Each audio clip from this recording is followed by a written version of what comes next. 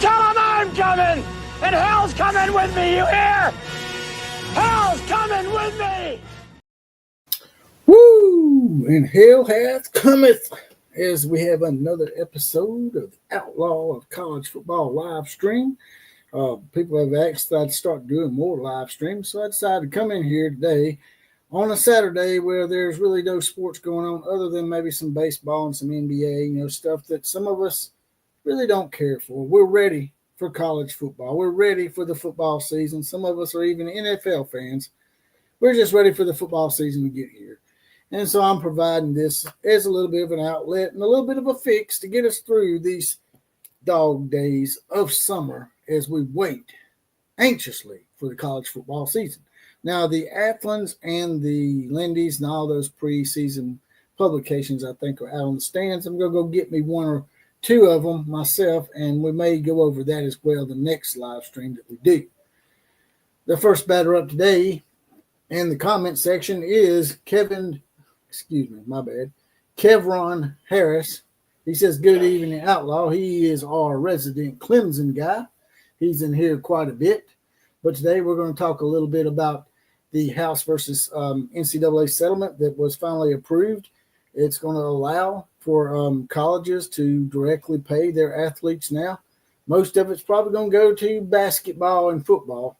Because those are the money winners for most universities out there.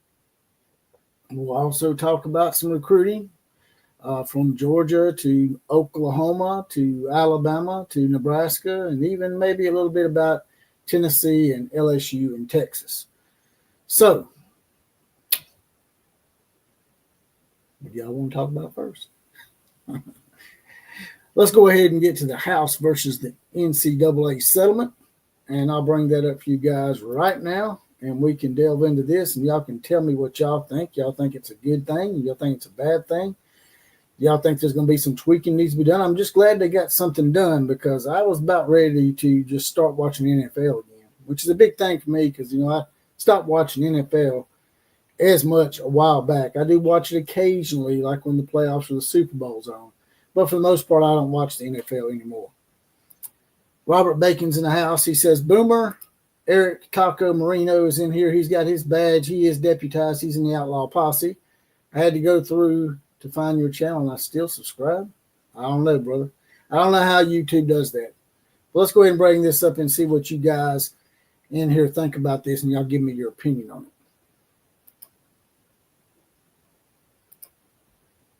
Bring it up for y'all real quick. Here is the House versus NCAA. This is the impact that it may have on the University of Alabama, but this also it's basically, it says Alabama, but it's probably going to be the same for every university, the impact that it is going to have. And as you can see right here, here it is. The House versus the NCAA means more for Alabama, and not just Alabama, but for what it means for Alabama and what it means for all of college football, really. NIL, revenue share, and roster limits and more. After a lengthy wait, it says the House versus NCAA settlement was finally approved Friday night by a federal judge. The settlement changes the landscape. Going on down here, and it's going to get back damages as well to players all the way back to 2016. How they come up with that cutoff date, I don't know. I'd be interested to know what 2015 and beyond, why those players weren't due anything either. I guess you can't just pay everybody, right? According to Alabama Athletic Director Greg Byrne, the changes will be enormous. I tell our coaches and our students the three most significant events in the history of college athletics are, first, was the NCAA's foundation in 1905, second, the adoption of Title IX in 1972 and all the opportunities that were created because of it, and third, the House settlement, which was done Saturday, which was published Saturday. Let's see what we got here. And it goes on to talk about, I think it may have this thing blocked on me. Looks like they got some of it blurred out. Yeah, it looks like it's blurred out on me. And this wasn't blurred out earlier. But they're going to talk about how they're going to actually give each university $20.5 million to allocate to each sport. They'll probably they can allocate it how they want. If they want to give an even share to every single sport, they can. But most likely, it's highly doubtful they're going to do that. They're going to probably give it to mostly college football and men's basketball, if I had to guess. They're going to give money to softball and gymnastics and all those other sports, baseball and whatnot, but they're not going to give them as much. And it has nothing to do with gender. If someone comes running here bitching and crying and whining about Title IX and how it's not fair to females, it has nothing to do with gender. It's all about who makes the most sales, who puts butts in the seat, who makes the most money for their university, as it would be for anybody's company, or if you was a car salesman. If you sell more cars, you get a bigger commission. Football and men's college basketball bring in more money than any other sport, so they deserve to get a bigger cut of the $20.5 million. If you say otherwise, you're just being naive and basically like a reverse sexist, so to speak. I mean, because it has nothing to do with gender. It's all about who brings in the most money. Thundro U Center is in the house. He is the most attending listener of all time. Thundro U Center says, I wonder when they're going to consider the athletes employees. Well, I think this is probably going to lead to that, to be honest with you, Thundro U Center. That's a good question. Now that they're going to start paying them through the university, then more than likely they're going to start signing some kind of contract, and they will be considered an employee of the university. From what I'm understanding from this house settlement, because he done a little something on earlier today, and he's had a few videos about it. Y'all go check his channel out. He's real good at that kind of stuff. He may come on here tonight. I don't know. He's been invited. Sometimes people get invited. Sometimes they show up. Sometimes they don't. But anyway, he was invited. We'll see if he shows up. Robert Bacon says it's about time we start getting some guidelines with the NIL. Yeah, well, that's what they're trying to do with the house settlement. The NIL, in a way, is not going to be as important anymore. Now that the universities can pay them, they also said something that was pretty interesting. They said that roster sizes, and I think I've heard this before, but I've forgotten about it, but roster sizes for college football teams are going up to 105.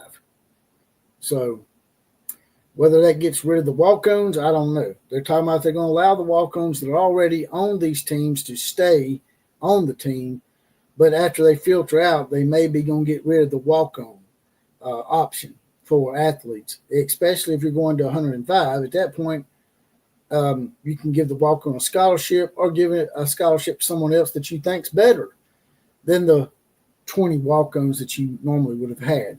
You won't have the 20 walk-ons anymore because now they're giving you 20 scholarships. So if you want to go out and get another player, if it's one of those walk-ons, well then, hey, more power to them. If it's not, you can use that spot to go get another great player to keep your competition from getting it. They did that back in the day with Bear Bryant and Barry Switzer and Bud Wilkinson and Joe Paterno and Eric Parsegian. All those old school coaches used to just pile up the roster. Back then, they didn't have no roster limitations, though. I think you could have up to as many as you wanted. Matter of fact, a lot of colleges, I know Bear Bryant used to do this. He would recruit a player and give him a swimming scholarship, which wasn't right, but they used to do that. It wasn't just Bear Bryant. I mean, he learned it from somebody. So, yeah. I just explained it, Kane Reed.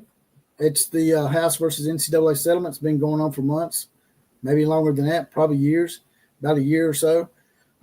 It's been settled, and now players can actually get paid through the universities. Revenue generating sports will get most of the money, says Robert Bacon. That is true. Probably all the money, like you're alluding to. They need contracts, says Robert Bacon. Once again, yes, they need contracts. That is true. But I think this is going to help a little bit, but I still think that they haven't quite, done the correct surgery on this.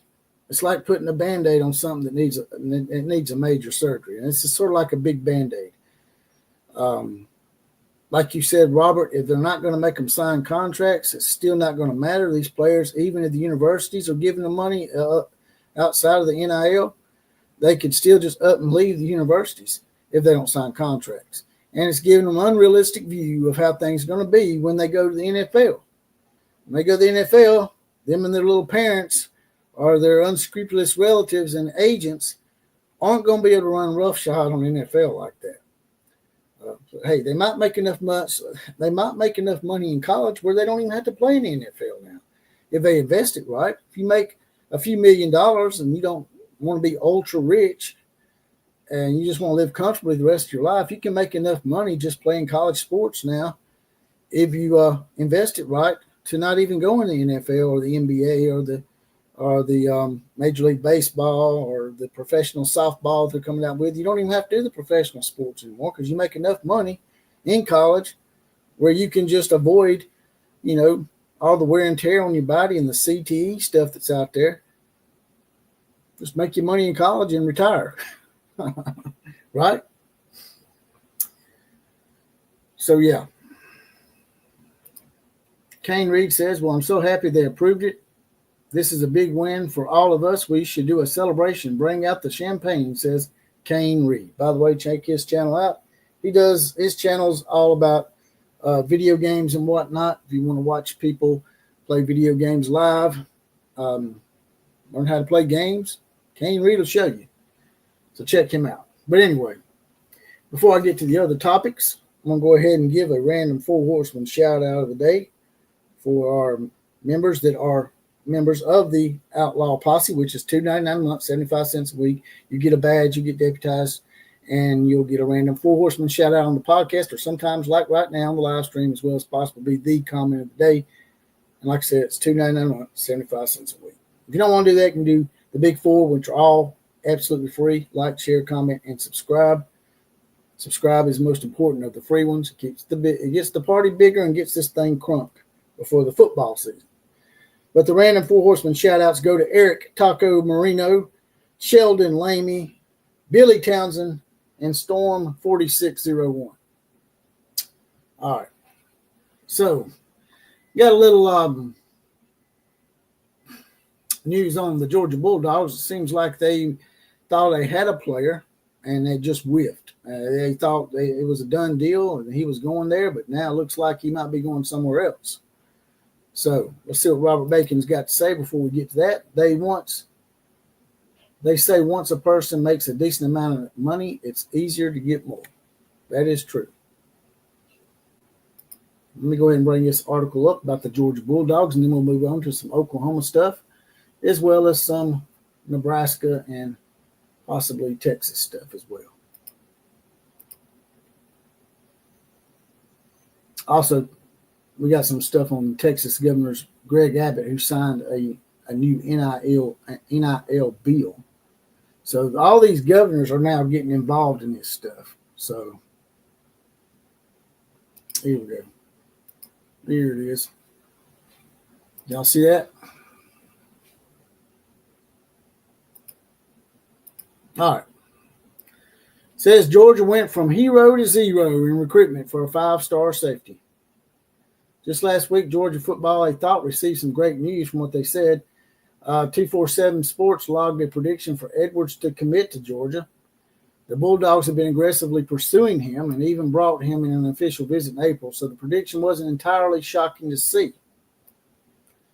Adam Gorney with Rivals, he's big time. He's very respected. So usually when Adam Gorney says something, it's usually true. This ain't just a guess. This ain't just some asshat out there running his mouth. But Adam Gorney with Rivals released an update on Edwards' recruitment and listed a couple of teams who are making a good run at him. However, it's impossible to ignore the fact that Georgia was not even mentioned in Gorney's update of the recruitment of this guy. It says here, Alabama remains the top program on Edwards' list, and second is Oregon. Gorney shared via Rivals.com. If the Ducks get even more involved in this recruitment, things get interesting with the 5-star safety from Baltimore. Auburn made a significant move for Edwards during his visit over the weekend, and he has connections with a bunch of people down there in Auburn. But it would be a surprise if the Tigers overtook Alabama. It says Georgia is no longer in the running for 5-star Edwards. The prediction on 247 Sports is still logged in Georgia's favor, but that seems like it doesn't even matter anymore. Gorney is about as respected as a recruiting expert as they come, so it's unlikely that he just forgot to mention Georgia. So the most likely scenario is that UGA is no longer in the running for Edwards. It looks like it's going to be down to Alabama, Oregon, and possibly, who else was they talking about down here? Alabama, Oregon, and Auburn seem to be right now having pulled ahead of Georgia. But you never know. That kid will probably change his mind again and end back up with Georgia after all. So don't fret, hedge pissers. He could still come to Athens.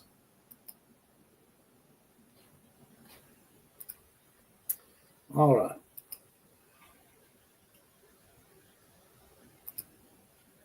Eco Jar's in the house. He says, "What's up? I'm playing Doom Eternal for the first time. This game effing rocks." Well, you can get with Kane Reed. He's a video game connoisseur, and he's got a channel, Eco Jar, that is dedicated to PlayStation and whatnot, and all things that are video game related. Check out Kane Reed. Now I got a little off the side softball news, and then we'll get back to football. But this will probably make the Oklahoma contingent in here very happy. Let's go ahead and share this real quick. All right, right here. Here we go. Oh, that's the wrong one. Sorry, guys. Let me back out of that. But we'll just go ahead and do this. This is a recruit that the Oklahoma Sooners football team is thinking about really pushing for. Peyton Houston threw for 817 yards in a game. I'll get to the softball in just a second. I promised y'all a softball recruiting update, and I will give it to you.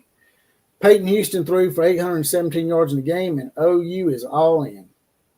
The Oklahoma Sooners still haven't narrowed down which quarterback they want from the 2026 class, but they are already on a 2027 quarterback. Offensive coordinator Ben Arbuckle and the Sooners have been pushing hard and trying to make an early impression on 2027 quarterback Peyton Pop Houston.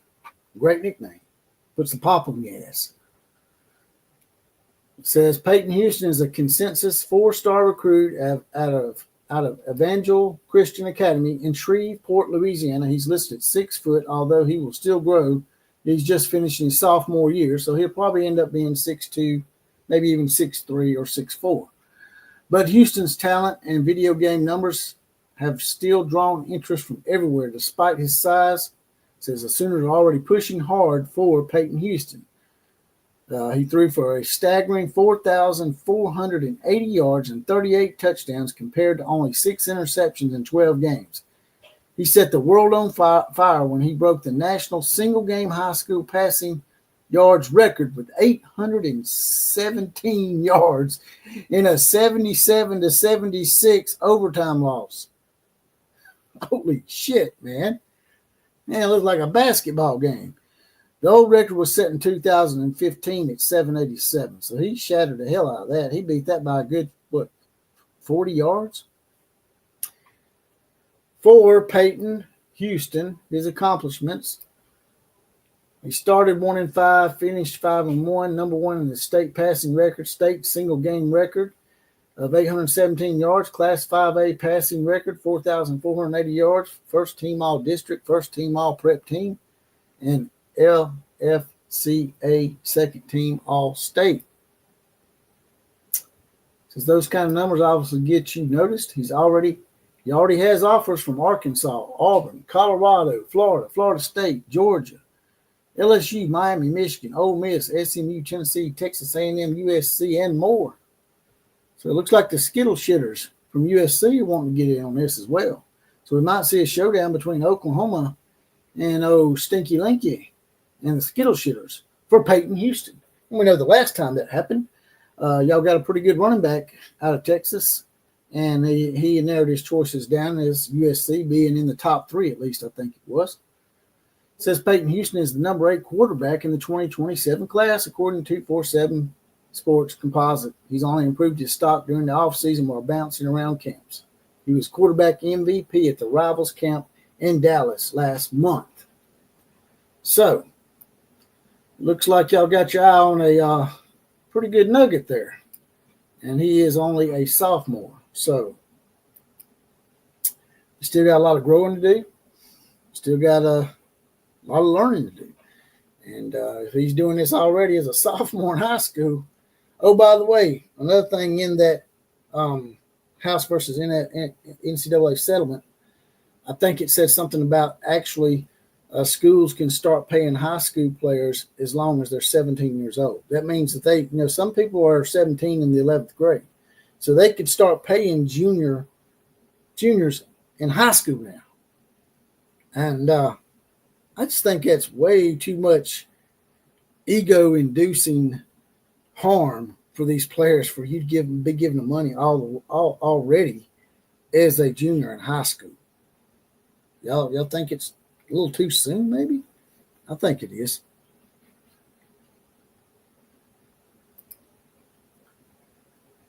Kane's Reed says, I always appreciate it, Outlaw. It's a pleasure to watch your content. Appreciate you as well, Kane, a.k.a. Brandon Dunn.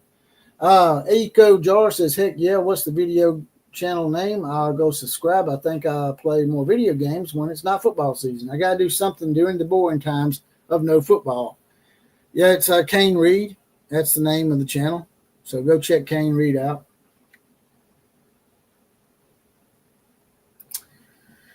Robert Bacon says he does not like paying high school kids. I don't like it either.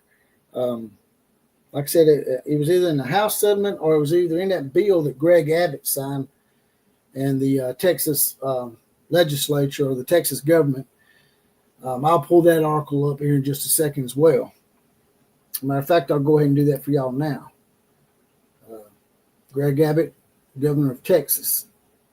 He's getting all these governors and politicians are wading in on this NIL stuff, man, which makes me think there's some shady stuff going on if the politicians are really that concerned about it.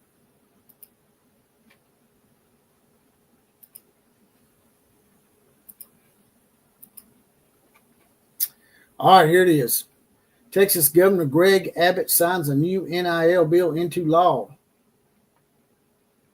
Says Governor Greg Abbott signed a bill into law on Thursday morning that will dramatically alter NIL regulations in the Lone Star State, and the Texas Longhorns better take notice. According to Nick Schultz of On3, HB 126 will allow colleges to directly pay athletes, putting Texas in line with the recent House versus NCAA settlement.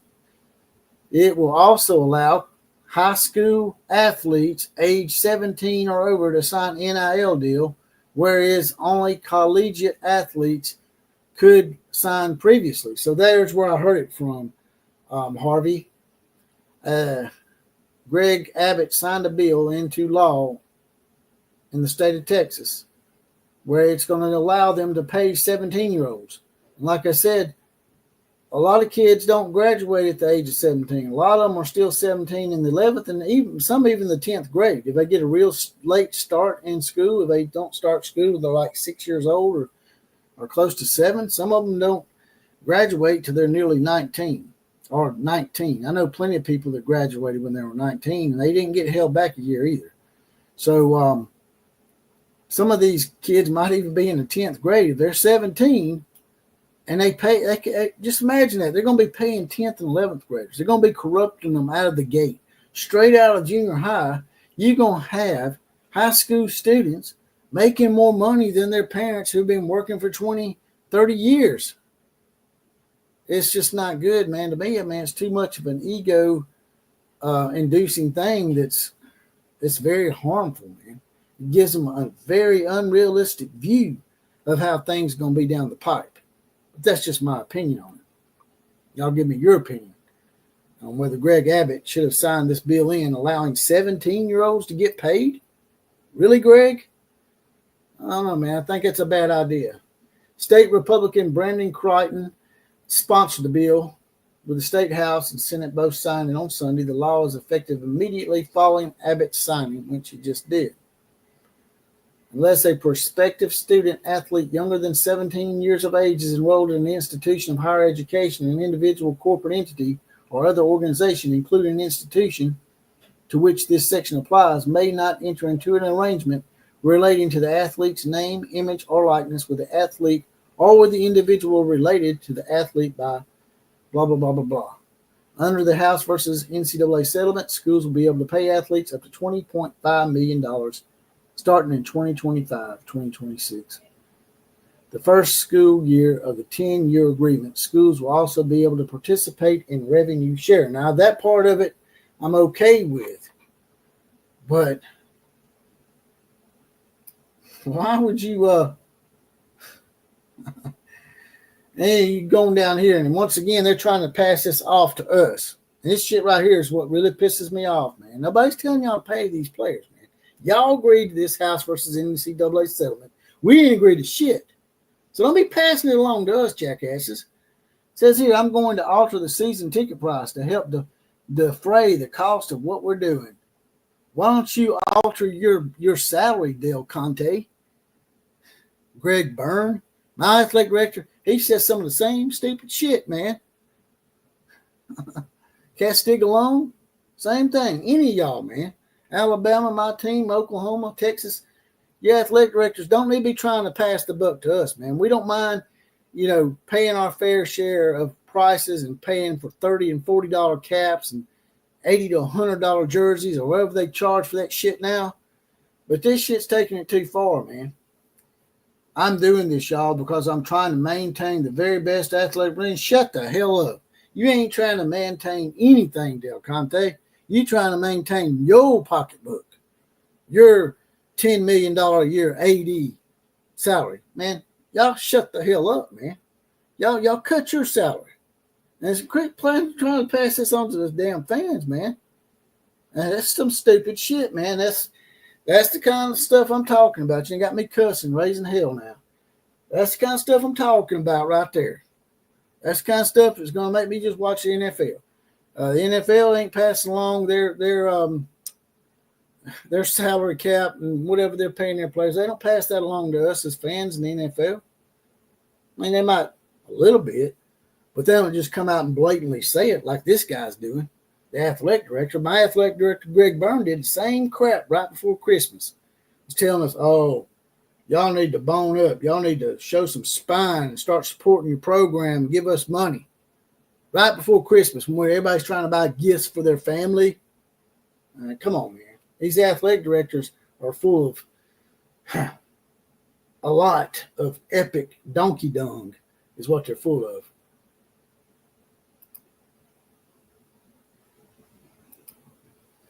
All right, let me put the grill back up.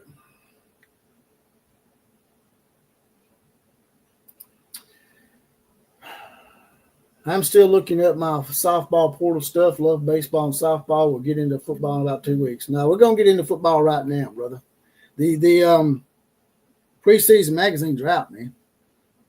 When that happens, it takes precedence with most of us.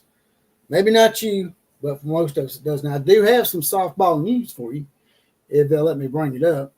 Matter of fact, I'll bring that up for you right now, Lane. Here's a little softball recruiting news for Lane 2268.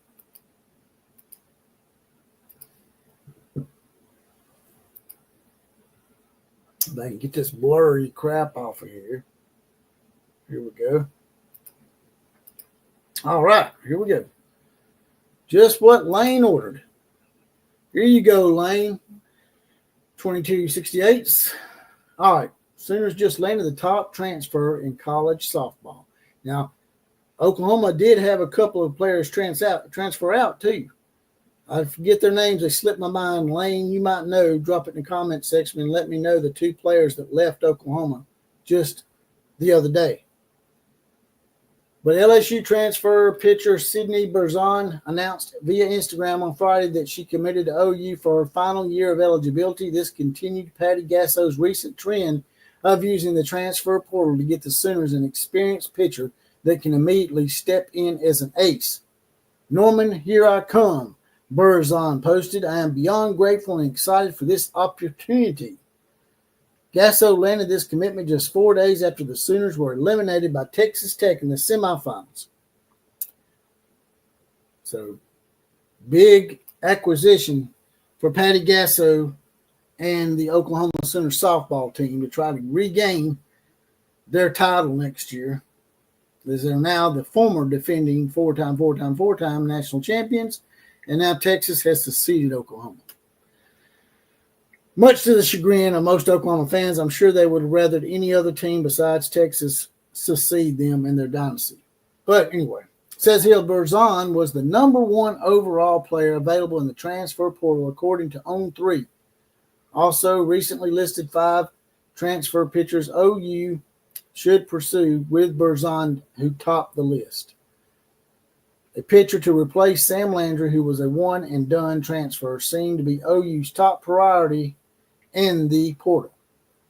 3-year starter for the Tigers, Burzon will get to Norman already decorated as a 2-time All-American.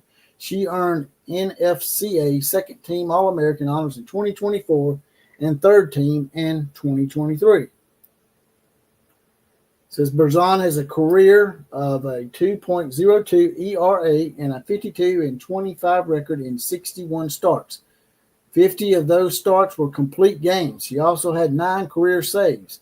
This past season, Burzon posted a career-worst 2.46 ERA while going 18-8 in 22 starts. Burzon was at her best as a sophomore with a 1.78 ERA and a 29 record.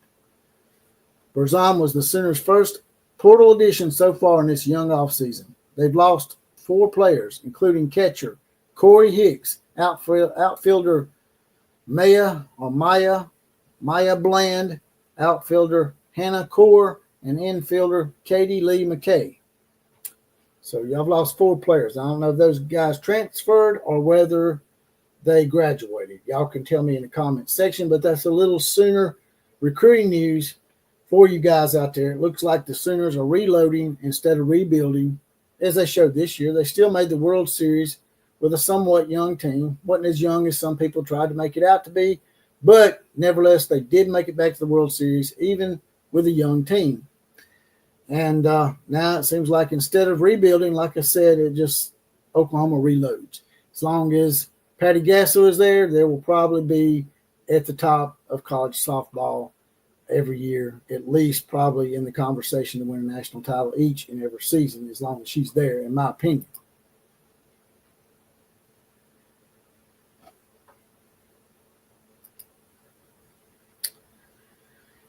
All right, let me get this off of here for y'all.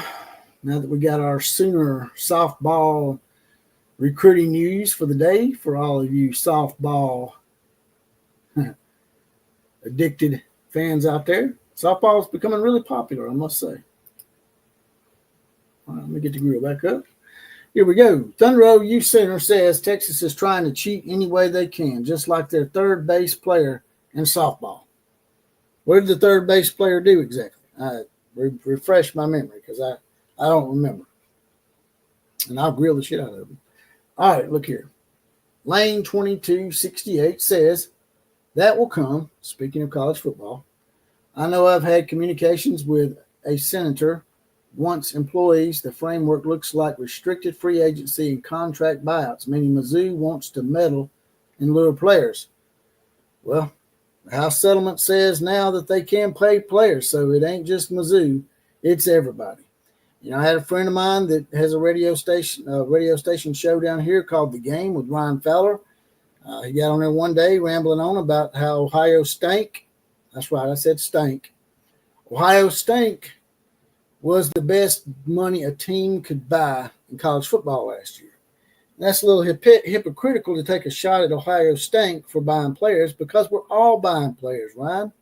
We're all buying players, brother. It's just you got to buy the right ones.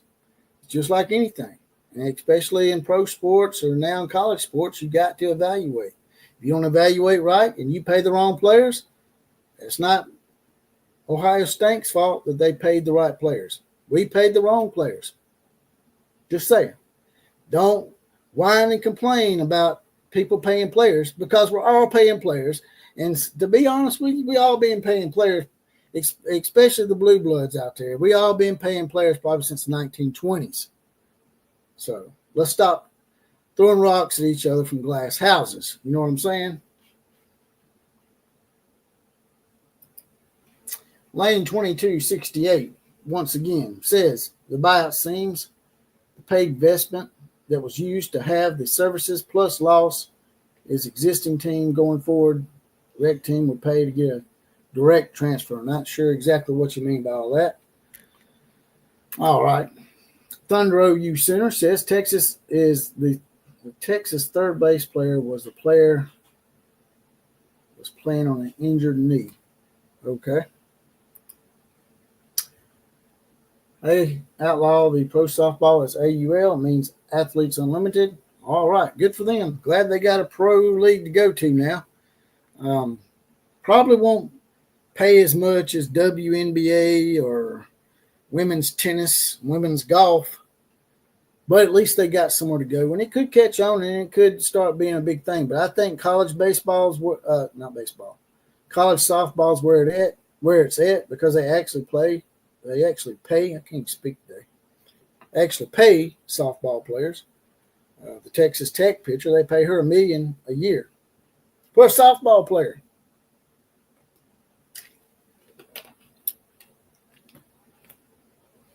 All right. Got some more recruiting news for y'all. Let's see what we got here.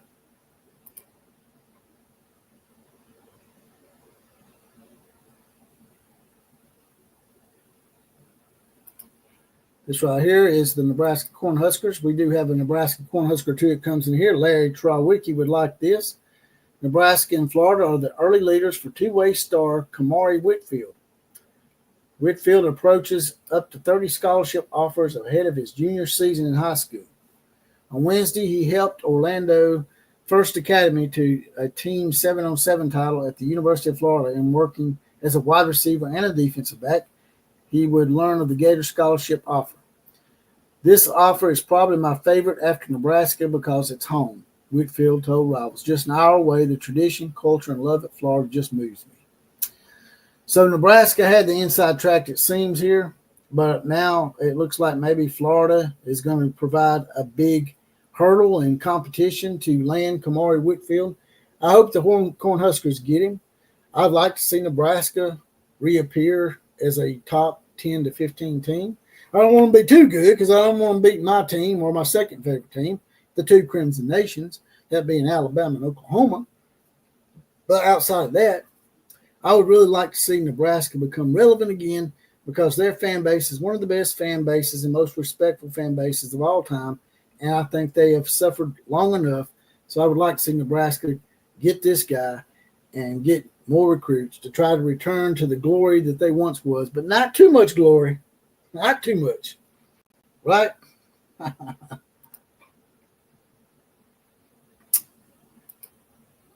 right. Let's get the grill back up.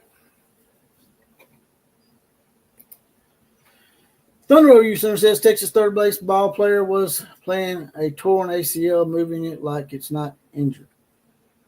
Not sure what you're talking about, but I'll take your word for it.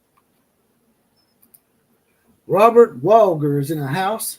Collegiate sports, as you know it, are gone. It's only about to satisfy legal for insurance purposes, political agendas. It might be broken beyond repair, says Robert Walger.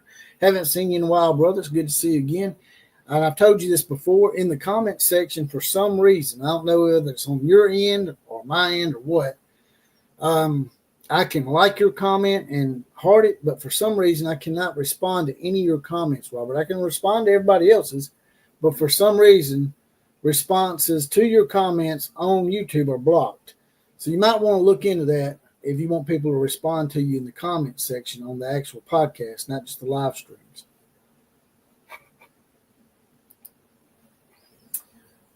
Turd Ferguson, probably the best name in YouTube history. Turd says, agree with the Huskers return to the top dog ball. Yes. I want to see them come back, but you say that, and then when they start doing too good and they start beating you again, you're like, damn, man, I wish Nebraska sucked again. I'd like to see them just get good enough, just good enough, maybe to make an occasional appearance in the playoffs. And then, maybe win a couple of games, as long as it's not at the expense of the two Crimson Nations, that being, once again, Alabama and Oklahoma. Robert Bacon says, it would be awesome if Nebraska were to win the Big Ten. Yes, that would be great. But I suspect, as far as the new members go, when they started adding more new members after 2012 or 2011, they added Nebraska. They added Nebraska, Rutgers, and Maryland. They added 3 teams because they were an uneven number. Because they added Penn State back in the 90s and made it 11. They thought they were getting Notre Dame in the 90s, and they didn't. So they're stuck with 11 for about 15 or 20 years. And then they evened it out with adding those 3, Nebraska, Rutgers, and Maryland. And then, here recently they added 4 more, that being USC, UCLA, Oregon, and Washington, from the now what's about to be defunct Pac-12. Now they're going to go in and add a bunch of Mountain West teams and maybe Sun Belt teams. I don't know, but they're going to add a bunch of teams that, yeah. If you add 2 or 3 G5 schools like the Big 12 did, that's not a big deal. But if there's more than half your conference goes from G5 to Power 5, you no longer deserve to be a Power 5 conference. If you add more than 2 or 3 G5 schools in 1 year, your Power 5 status should be revoked. In my opinion, if the Pac-12 does that, if they come back with a bunch of Mountain West and Sun Belt and all that crap, they shouldn't be allowed to have a Power 5 label. In my opinion. What do y'all think? All right, I got one more article for y'all that y'all probably like. Let me bring it up real quick. Then we can talk about whatever y'all want to. Get this stupid-ass commercial off of here. All right, here we go. This is from A&Z Sports, pretty good site. Check it out. 2026 5-star recruit reportedly no longer expected taking an official visit with the Tennessee Volunteers. Ever since that Nico Amaleva crap, both parties have been sinking. The Amalevas didn't get paid as much going to UCLA and have taken a lot of heat. And Tennessee's also taken a little blowback in recruiting, I think, because of the turmoil that's been sort of observed by the outsiders looking in. One of the Tennessee Vols' top 2026 recruiting targets is reportedly not expected to take an official visit to UT, according to Rivals. Recruiting analyst Ryan Oblesness, 2026 5-star safety Joey O'Brien isn't planning to take an official visit to Tennessee anymore. According to Rivals.com, blah, blah, blah, blah. I already said that. O'Brien is a 6'3", 185-pounder from Glenside, Pennsylvania. Is rated as the number 4 safety in the nation and number 30 overall player in 2026. On 3, Steve Wiltfong noted on Friday that O'Brien also likes Tennessee, but it sounds like the Vols are no longer a serious contender for the 5-star recruit. And he's now listing Clemson, Notre Dame, Oregon, Penn State are the final 4 schools for O'Brien. So looks like the Amaleva fallout is continuing to percolate, and the bad news for Tennessee just keeps rolling on, which doesn't hurt my feelings. I will not lie. I cannot deny. Not a huge Tennessee fan. I did like the way they stood up to Amaleva and his family, but it was also a little something to do with egos on both sides. There was a little something on the Tennessee side too. I'm not going to get all into that and elaborate on that because I'm not educated on enough to know. All I know is the Amalevas, while most of it was their fault, some of it was Tennessee's fault too.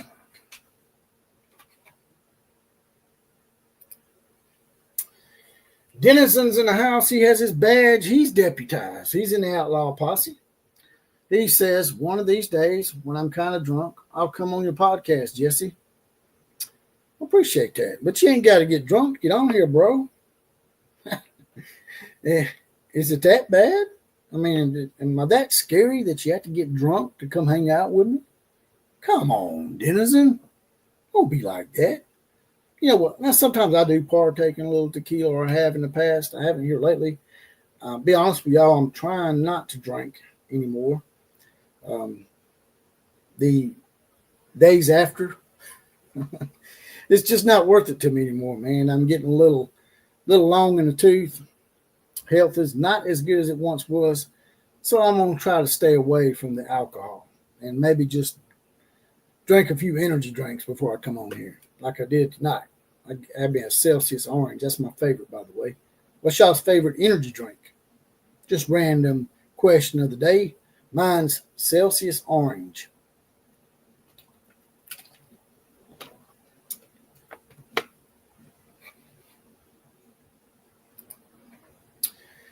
'79 Jedi Buck says Nebraska is not winning the Big Ten anytime soon. Probably right, but it doesn't hurt to wish, right? And I think that's what Robert Bacon is saying. '79 Jedi Buck. I think he's saying that he hopes that Nebraska does win the Big Ten. He doesn't really think that they will, but he hopes they do.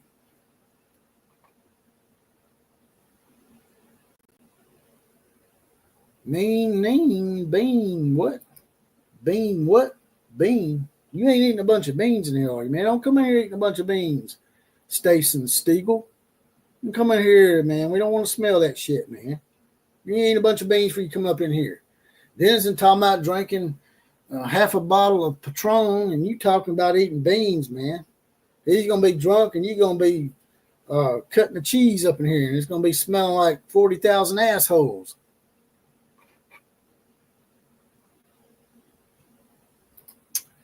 Eric says there's too much potassium in energy drinks. It would kill me. But it ain't killed me yet.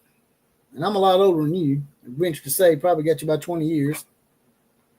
John Christophick's in the house. He's our resident Pit Panther. We also call him John Pit Panther Christophick.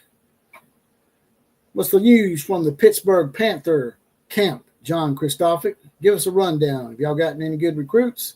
Any good news on the Pittsburgh front? Jedi Buck says 79 Jedi Buck says Celsius Orange is my favorite also. Yeah, the other ones just go dead too quick, in my opinion. Yeah, I used to like C4s too, the Orange Slice and the Arctic Snow that has the ultimate energy. Man, that shit will make me just, Now I loaded a whole moving truck almost by myself when I was moving back from San Antonio. Throwed a washer and a dryer up on the truck by myself, drinking that. I ain't shitting here. Now I did have to push it. I pushed it down there and then pushed it up. I didn't lift it. But that Arctic cone or Arctic snow cone, Ultimate Energy by C4, that shit will rile you up, man. It's got 300 milligrams of caffeine in it. Mean bean. What's mean bean, Stason Stiegel? Fill me in on the inside joke. I see you laughing at me. You can come in here and you ain't that damn Denison, man. You don't come in here and just make it a complete and utter shit show. It's already there, right? Eco Jar says, I'm liking the Monster Juice Rio Punch flavored drink right now. I'm sort of scared of monsters because I've heard of people drinking 2 or 3 of them and killing themselves. Y'all hear about them kids at the mall or something? I can't remember what town it was in. It was at the mall, and they were taking dares on how many Monster Energy drinks they could drink within like an hour or two. One of them drunk a bunch of them, and it killed him. So you better watch out for that Monster Eco Jar. I don't look my age, brother. I didn't say you did. I said you probably look a lot younger than just 20 years younger than me. You probably look 30 years younger than me, right? Now, Larry, I just done some stuff on Nebraska for you, and you wasn't in here. I just run down a recruit from Nebraska who's them in Florida are fighting over as a recruit down in Florida. Let me bring that back up for you real quick, Larry Trywicki.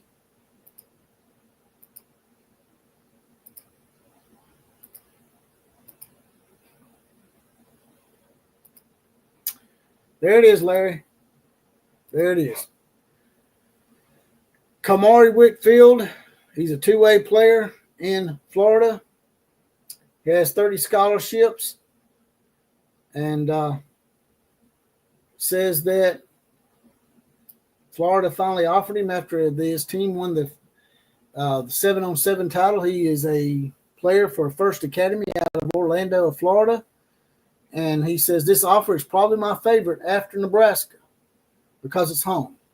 Just an hour away from me. The tradition and culture I love of Florida just moved me. But he says, this offer is probably my favorite after Nebraska, which means that Nebraska is still in the lead. So, like I was telling them earlier, this would be great for Nebraska if they can continue to get these kind of recruits with Raiola. Getting Raiola was a big thing for Nebraska because, like we were discussing earlier, I don't know if you was in here, Larry, but I just want to see Nebraska become really relevant again. Now, I don't want them to get so relevant they're beating the two Crimson Nations. You can't be going around beating Alabama and Oklahoma. Outside of that, we're going to root for you. The Cornhuskers, I hope y'all make it into the top 10, 15, get in the playoffs, win a few games, but not – y'all can't be going 1990s on us now. Don't be doing that shit. That was some scary stuff. You were dominating the hell out of everybody, man. We want Nebraska to come back and be relevant, but not too relevant. If you get what I'm saying. But it looks like they're on the right track. They're getting in on a lot of good recruits. They're not on the outside looking in. They're down the top 2 or 3 each and every time they go after some of these recruits. So I'm hoping and I'm thinking that Nebraska is on the way up. I hope they are because Matt Rule usually does his best work in his 3rd season.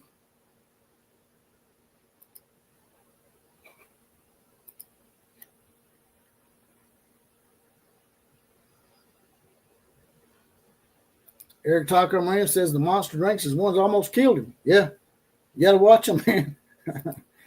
So you're 42. Okay. Well, you're not that much. You're not that much younger than me. I got you by a few years, but not a lot. I'm not going to tell you how old I am. All right. Eco Jars back in the house. By the way, him and his brother Johnny Johns are a part of the best, and I mean the best. The absolutely, without a shadow of a doubt, best Van Halen cover band of all time called Next Halen. Matter of fact, that lead-up song that you heard earlier, that's from Eco Jar and Johnny Johns. That's right. I don't know the name of the other band members. Y'all going to have to give them to me, and I'll give them recognition as well, Eco Jar. But once again, appreciate the lead-up song from you and Johnny Johns. Nebraska has a decent fan base, says Thunder OU Center. Yeah, it's more than decent to me. That's a very respectable fan base. They're very respecting of just about everybody. I mean, of course, you're going to have bad apples in every fan base. I'm sure there's some Nebraska fans up there that would probably ruin it for all the good Nebraska fans, just like they do for Oklahoma, just like they do for Alabama and Tennessee and LSU. Well, not Tennessee. Tennessee's fans, most of them Tennessee's fans, I'd say about 70% of them are rotten. They actually have more rotten than good.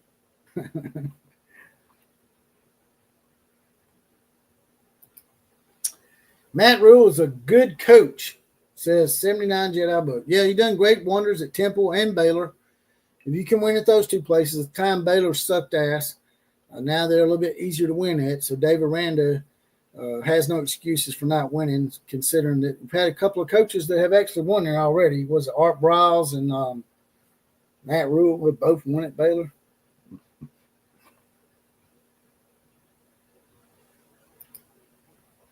Thunder OU Center says my choice for energy is Super Beats. Also, you'll see in here, if y'all don't mind, jump out and hit that like button and subscribe button. If you haven't subscribed to the channel already, please subscribe. It keeps the bigger party, gets it crunk, puts me in the good graces of YouTube. Like, share, comment, and subscribe. As I said before, all 4 of those things are absolutely free. But if you want to do a little something extra, like Eric Taco Marino and others that are in here that have their badge, all you got to do is hit that join button over by the subscribe button. It's $2.99 a month, 75 cents a week. It's just a half a bottle of water for the outlaw. You'll get a badge like Eric Taco Marino. You get your badge, you get deputized. You'll get a random Four Horsemen shout out on the podcast or the live stream. We did do a shout out today. So if you're watching this and you're watching it from the tail end, go back and watch the beginning to see if we said your name. But you'll get a random Four Horsemen shout out on the actual podcast as well, maybe even the live stream, as well as possibly the comment of the day if you're a member of the Outlaw Posse. With that, I'm out of here. KMCA to all the other teams. Class is now officially dismissed.